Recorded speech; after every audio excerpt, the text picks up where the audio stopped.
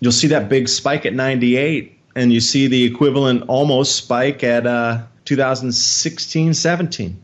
Temperatures have dropped considerably since that spike in 16-17. But regardless, we should have seen the snows, but we didn't. Adapt 2030 Mini Ice Age Conversations covers changes in our climate due to a new and intensifying grand solar minimum. In the media, overlooking, downplaying, or burying cold weather changes occurring on our planet. This is in order to keep the global warming agenda steaming full speed ahead. I do this podcast and radio program because we need to begin conversations on how to adapt our food growing strategies long before 2030 as agricultural zones shift, affecting global crop output, but very few mainstream media outlets are talking about the most important issue of our time, cold weather crop losses. Our sun is going through a 400-year cycle, which has effects on our weather patterns as our magnetosphere weakens and the jet streams go out of flow. It's not CO2, it's not you, it's the sun. Are you ready to thrive in the grand solar minimum? Then join me for Mini Ice Age Conversations. I'm your host, David Dubine. That needs to really be brought out in these kind of, discussions here. And again, another one, New Mexico. Record rains and snows throughout the entire season. They have more than doubled their entire rainfall for an entire season ever recorded, more than doubled. So this comes right in there. It's in the same general vicinity continentally as Colorado. It's right in the same area. So is the Four Corners area. So Nevada, doubling the snow and precipitation records. It's almost 3x up for Nevada. And then we come over to Arizona. We see the same thing, all-time record snows, Flagstaff, da-da-da. You can go on for days there on the record snows this year. But again, their precipitation almost tripling the norm. Now, this is the second year in a row it's been happening in this vicinity here from Nevada, Colorado, Arizona, New Mexico area. Will we see it a third year in a row? And if we do, that is a new pattern emerging. So if you're thinking about, areas to move to, that you're thinking, hey, it's going to still be warm down there in the desert and we could probably grow crops and it might be a little bit different environment down there with much more rainfall, obviously a lot more is going to grow there. Because I'm looking at these pictures of the desert out here in New Mexico and it looks like a lush field to me. It doesn't look anything scrappy and deserty like I'm used to seeing. And I'm thinking New Mexico, Arizona, parts of Nevada is like this barren wasteland desert. Scorpions cruising around, rattlesnakes over there. But what I'm seeing now is just verdant, lush, incredibly lush greenery as far as the eye can see in these images. Grasses, shrub, bushes, incredible beauty from nature. Multiple all-time cold record temperatures fell in southern Queensland. Okay, southern Queensland, I'm considering that subtropical, pretty warm. They got palmetto trees there. A lot of holiday beaches. Queensland. Travel to Queensland in Australia. It's got the beaches, got the barbecues, super nice climate, but record cold temperatures this year. And remember, as we head into summer in the Northern Hemisphere, they're heading into winter. So their record cold temperatures, some of these temperatures wouldn't be seen until the middle of their winter, which would be, July, August. So here's another bigger eruption as well. Remember hearing about Mount Agung, and you heard about that erupting and all the tourists fled, and then you didn't hear about it in the news since, pretty much. Here, Mount Agung, Nettie, already ranking in it as a VEI 3 with a new eruption up to 30,000 plus feet. So we got, again, I'm coming back to the silica rich. Now, what are the odds that two silica rich magma chambers bang off with these VEI 3-4 eruptions in the same week? One in Mexico, and now the second one in Indonesia. So they're putting the rank in here as a VEI 3. Now Tambora, the thing that caused a year without a summer, was a VEI 7.5. Not quite an 8, but more than a 7. And speaking of cycles, my new book with my co-author Bill Porter, Climate Revolution, a must-read for understanding our sun-driven climate. As we progress deeper into this new Eddy grand solar minimum, weather extremes leading to global food scarcity and higher food prices are here now. This book describes the expected changes, how to survive and thrive during future challenging times, and also practical preparations The entire book is interactive with over 250 links, so you can click and go out to the scientific aspect of what we're talking about with the repeating cycles in this grand solar minimum. The science is explained so you understand the mechanisms. The solutions are there because we know we're going to face these exact same problems again that were faced in the Maunder minimum, the Sporer minimum, the Wolf minimum. Find designs for building greenhouses, grow guides, beam soil techniques, as well as bioreactors to create your own growth hormones for the soil. Available now, the new Adapt 2030 Climate Revolution. The link's in the description box below. And as I've said repeatedly through the show, and I'll say it again because I believe it's that important. If you see in the news that there's been a VEI 7 eruption, and I don't care where it is on the planet, if you see anything in the news VEI 7, you need to stop what you're doing at that second. And I don't care if you're going into a meeting or if you have something to do at the office or you got the kids to pick up at school, you go pick them up early and you tell them it's a family emergency, because it is at that point. You need to get out to the store and buy everything you can that's storable for long-term food storage. If we experience a VEI 7, with today's already tumultuous growing conditions, by next year there'll be a global famine, no doubt about it. There'll be people eating each other by the end of the following year of a VEI 7. There'll be cannibalism on our planet. That's how bad and how fast it'll go. There'll be no warning. There'll be very little time to prepare. And it'll take about less than a week before everybody in the news starts to talk about what happened in the Tambora eruption with the same equivalent ferocity, if you will. And then it'll take about a day or two for people to put two and two together like, oh no, our food prices already rose. We had horrible growing conditions throughout the planet this year. And now all this ash that's going to go up there and block the sun for 2 years is probably going to make our growing even worse. Maybe I should go to the store and buy some stuff too. And there'll probably be a line out the door waiting to even get in the store. And then those stores are going to quickly run out of food. And then the problems are going to start. So if you see a VEI 7, and if you hear of ash pushing at 120,000 feet and above, you stop what you're doing and you get out and you buy anything you can.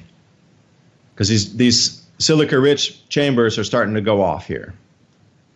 Australian polar blast continues, all-time record snows in so many places. And I encourage you to take a look at what's happening in Australia too. Not only with the drought and the loss of crops, and now they're a food importer, they're a wheat importer and they used to export. Okay, that's fine. But truly dig into what's happening with their climate down there.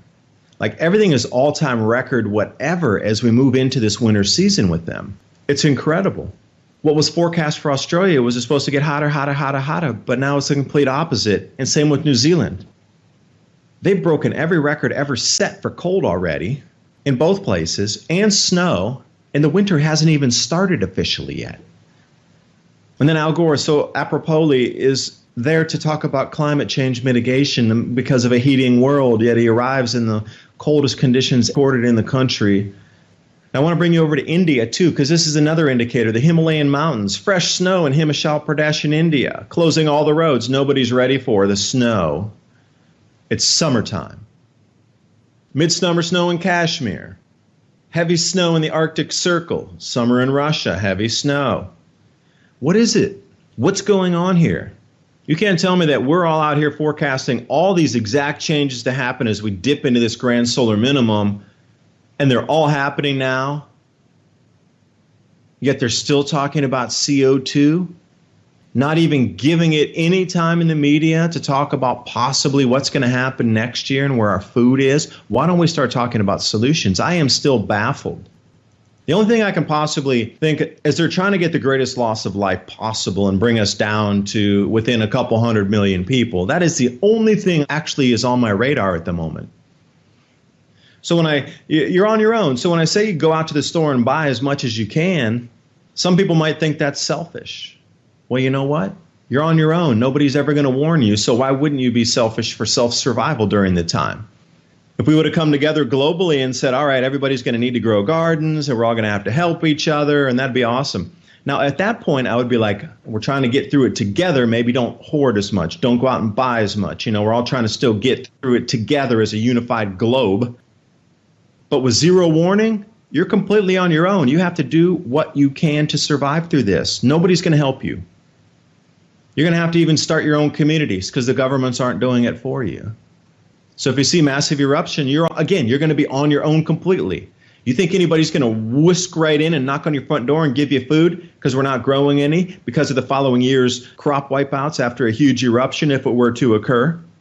Nope. You're on your own. Completely. Unequivocally. Without a shadow of a doubt. On your own. My causation is they're trying to depopulate the planet by not allowing us to get ready, because then they could say, well, we didn't put you up against the wall. It wasn't us. We're not culpable. There's nothing we did. We didn't do anything. We thought the science was settled, but again, in history, every time we learn something, it's proved wrong. Yeah. And they're going to milk that excuse. The reason I brought that earlier in the program is because they're going to use that excuse. Oh, we thought we knew the science, but it was different. The sun was different this time. It caught us off guard. Oh, it wasn't our fault. We didn't know. Only those guys on YouTube knew. But we tried to deplatform them and remove the channels because we thought they were stark raving lunatics. But I watch in the future, and I'm saying, again, take a note today and say, note to self in the future. How are they going to explain the massive loss of life through this event? Wait a minute, you didn't know. You told us for the last 30 years that everything was going to be fine. It was going to get warmer. It was going to get hotter. Crops grow better with more CO2 and warm conditions. By the way, it's plant food. But you didn't tell us that.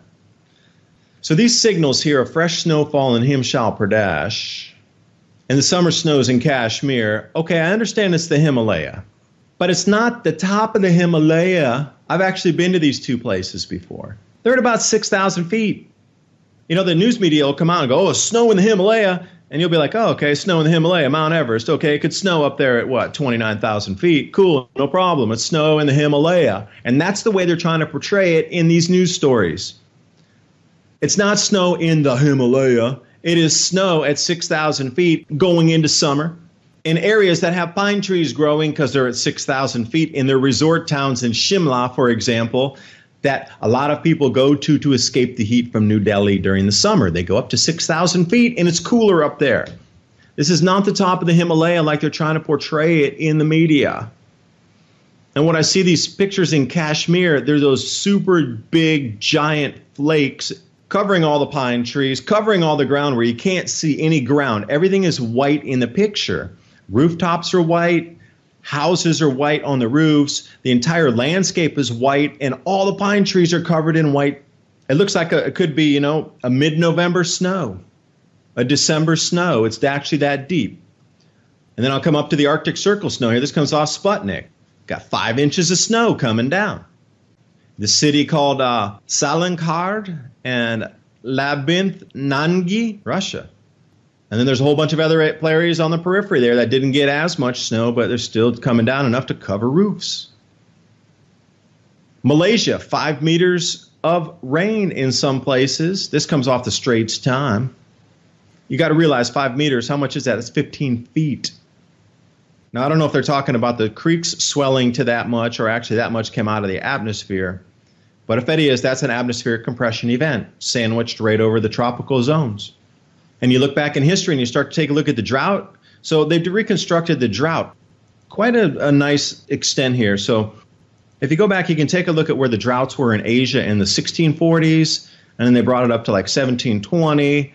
And there was some like 1810. They did a whole bunch of drought reconstructions or precipitation reconstructions for Indonesia and then just greater Southeast Asia, creeping up into southern China. Now, the intertropical convergence zone moves through there. That's kind of the base point where, like right now, it's as far south as the ITCZ can go. But from this point forward, it's going to start creeping more northward. So obviously, you would expect something like this, like incredible floods as these rivers in our skies, our jet streams and cloud bands, cloud cells, start to move into different positions. There's going to be collisions in the atmosphere, where 2 or 3 jet streams are going to collide until they work themselves out into a new pattern. Now, this pattern could take anywhere from 3 to 7 to 10 years to move itself into its new positions. That's after everything stops moving. TrueLeafMarket.com. I really want to talk about growing your own food, which will be a necessity moving forward.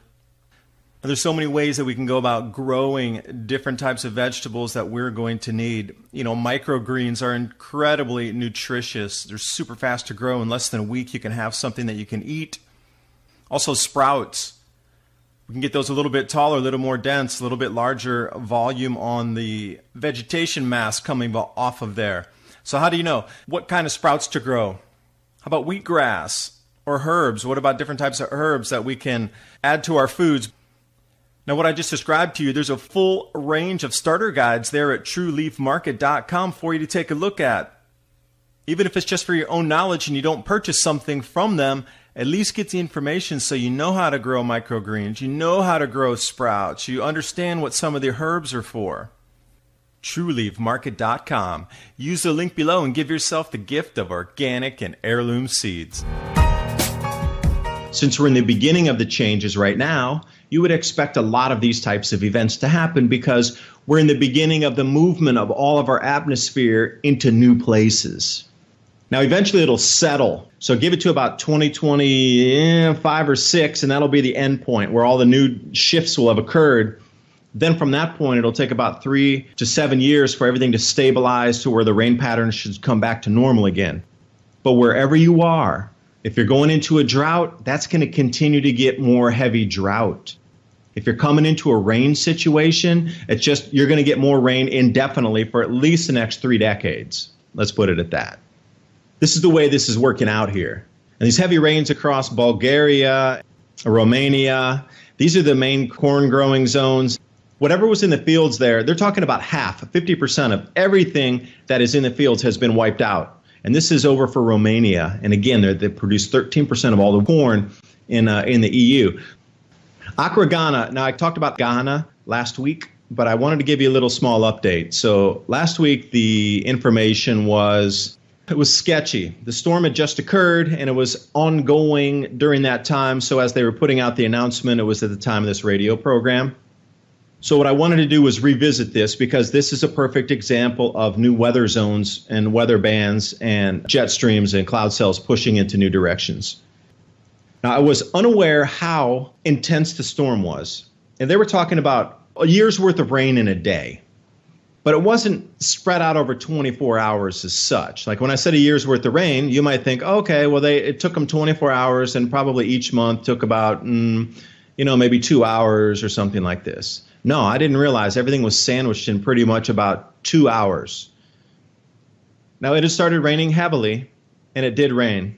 But then what is described as people almost suffocating as they were trying to run from the rain were being not only swept away and drowned, but on streets just that turned into rivers. The highways were completely inundated. The only safe areas were on a bridge, but if you were standing on the bridge, you almost suffocated because the amount of rain coming down so quickly, people were having difficulty breathing. That's how much rain came down. And the amount of people that were walking and trying to run to get out of the way that it got swept away in the floods, that's terrifying. So Accra obviously got the most publication because it was in the middle of the capital. And there's news organizations there, and there's a lot of people with cameras, and they have street cameras, people with cameras. But when you get out into the countryside, this is where they finally got to. Whole villages were washed away. There's no villages left. There's like remnants of a village. But in terms of the homes, they're gone. People are gone. There's nothing left. Floodplains actually widened out to the point where entire villages were buried in mud, where they could see some pipes still coming out and some structures from the foundation still. But otherwise, it was completely covered in mud, where if you were to look at it, you'd be like, whoa. If you didn't know there was a village there, you wouldn't have been actively looking for a village there. That's how wiped away it was and covered in mud, where they didn't even see it any longer.